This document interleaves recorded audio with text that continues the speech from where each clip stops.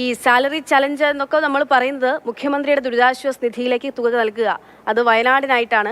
അത് ഏതെങ്കിലും തരത്തിൽ പാളിപ്പോകുന്നു അല്ലെങ്കിൽ അത് ഏത് തരത്തിലുള്ള സംഭാവനകളായിക്കോട്ടെ അത് അതിന് പൂർണ്ണതോതിലേക്ക് എത്തുന്നില്ല എന്ന് പറയുന്നതിൽ ഏറ്റവും അടിസ്ഥാനമായിട്ട് അതൊരു സങ്കടകരമായിട്ടുള്ള അവസ്ഥയാണ്. പക്ഷേ ഇവിടെ പ്രശ്നമാകുന്നത് നിർബന്ധിതമല്ലെന്ന് പറയുമ്പോഴും 5 ദിവസത്തെ തുക കൈമാറണം. അതാണ് ജീവനക്കാരെ ആകെ ചൊടിപ്പിച്ചതെന്നാണ് മനസ്സിലാകുന്നത്. മുൻപ് നമ്മൾ പ്രളയത്തിന്റെ സമയത്തൊക്കെ ഈ ചലഞ്ചുകൾ നടത്തുകയും സർക്കാർ ഏതെങ്കിലും തരത്തിൽ ജീവനക്കാരെ സമ്മർദ്ദത്തിലാക്കുകയും നിർബന്ധിതരാക്കുകയും ചെയ്യുന്നിടത്താണ് ഇതൊക്കെ പാളിപ്പോകുന്നത്. സ്വമേധയാ അല്ലാതെ ഇവര് പണം നൽകേണ്ടി വരുന്നൊരവസ്ഥ. ഇവിടെ എന്താണ് സംഭവിച്ചത്?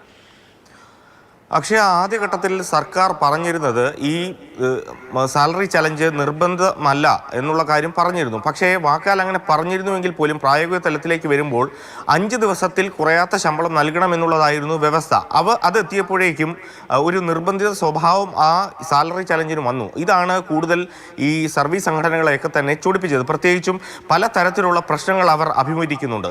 ലീവ് സറണ്ടർ ആനുകൂല്യങ്ങളില്ല, DA കുടിശ്ശികയായി തന്നെ ഇങ്ങനെ കിടക്കുന്നു. അങ്ങനെ പലതരത്തിലുള്ള പ്രശ്നങ്ങൾ ഈ സർവീസ് സംഘടനയിൽ ഉള്ള ആളുകൾ സർക്കാർ ജീവനക്കാരെ സംബന്ധിച്ചിടത്തോളം ഇപ്പോഴും നിലനിൽക്കുകയാണ്. അവർ പലപ്പോഴും തെരുവിലേക്ക് ഇറങ്ങി സമരം ചെയ്യേണ്ട ഒരു സ്ഥിതിയൊക്കെ തന്നെ നമ്മൾ കണ്ടതാണ്. അതുകൊണ്ട് തന്നെ സർക്കാരിനെതിരെ, ഈ ധനവകുപ്പിനെതിരെ ഇങ്ങനെ തുടരുന്ന ജീവനക്കാരുടെ ആനുകൂല്യങ്ങൾ നൽകാത്തതിനെതിരെ വലിയ തോതിലുള്ളൊരു അമർഷം അവരുടെ ഭാഗത്തു നിന്നുമുണ്ട്. അതുകൊണ്ട് തന്നെയാണ് ആദ്യമേ പ്രതിപക്ഷ സംഘടനകളെല്ലാം തന്നെ ഈ സാലറി ചലഞ്ചിനോട് സഹകരിക്കേണ്ട എന്നൊരു നിലപാട് സ്വീകരിച്ചത്.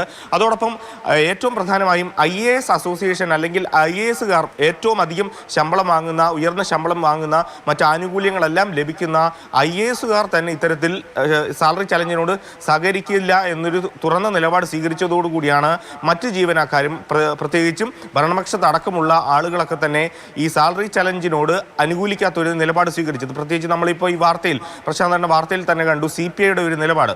അതുകൊണ്ട് തന്നെ പല ജീവനക്കാരും ഇതിനോട് സഹകരിക്കാത്ത ഒരു സ്ഥിതിയുണ്ട്. അതുകൊണ്ട് തന്നെയാണ് ധനവകുപ്പും ട്രഷറിയും ഒക്കെ തന്നെ ഇത്തരത്തിൽ കണക്ക് പുറത്തുവിടാതെ ഇങ്ങനെ ഒളിച്ചു കളിക്കുന്നത്. നേരത്തെ സാലറി ചലഞ്ച് പ്രളയത്തിന്റെ സമയത്തൊക്കെ ആയാൽ പോലും സർക്കാർ ഇങ്ങനെ നിർബന്ധിതമായി ജീവനക്കാരുടെ കയ്യിൽ നിന്നും പണം വാങ്ങുന്നത് വലിയ തോതിൽ പ്രതിഷേധത്തിനിടയാക്കിയിരുന്നു.